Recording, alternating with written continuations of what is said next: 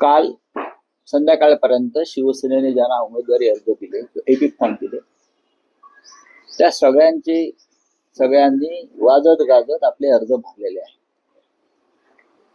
महाराष्ट्र नवनिर्माण सेनेच्या उमेदवाराने सुद्धा उत्साहात अर्ज भरलेले आहे. काही ठिकाणी शिवसेना, महाराष्ट्र नवनिर्माण सेना यांनी एकत्र जाऊन अर्ज भरले.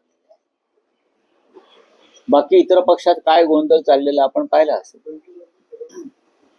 14 ठिकाणी महायुती तुटलेली आहे. जी काय महायुती म्हणतायत ती 14 महानगरपालिकांमध्ये ही महायुती तुटलेली आहे.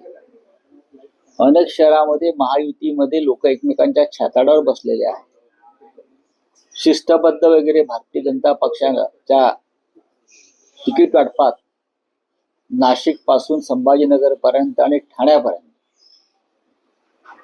काय गोंधळ झाला आणि लोकांनी, महिलांनी, मुलींनी कसा आक्रोश केला हे सुद्धा चित्र पाहण्यासारखं होतं.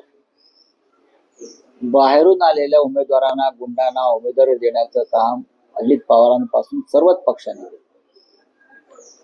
ही लोकशाही आहे त्यांच्या पक्षात. भाजपची रीग आहे आमच्याकडे म्हणून हा गुंडांची रीग लागलेली आहे. काल गजा मारण्याच्या बायकोला अर्ज दिलाय आणि रीग लागली आहे ती पैसे घेण्यासाठी. उमेदवारी बरोबर जे 5 कोटी रुपये दिले जात आहेत उमेदवारी अर्जाबरोबर, त्या 5 कोटीसाठी ही रीग आहे. आणि शिंदेकडे उमेदवारी बरोबर 10 कोटी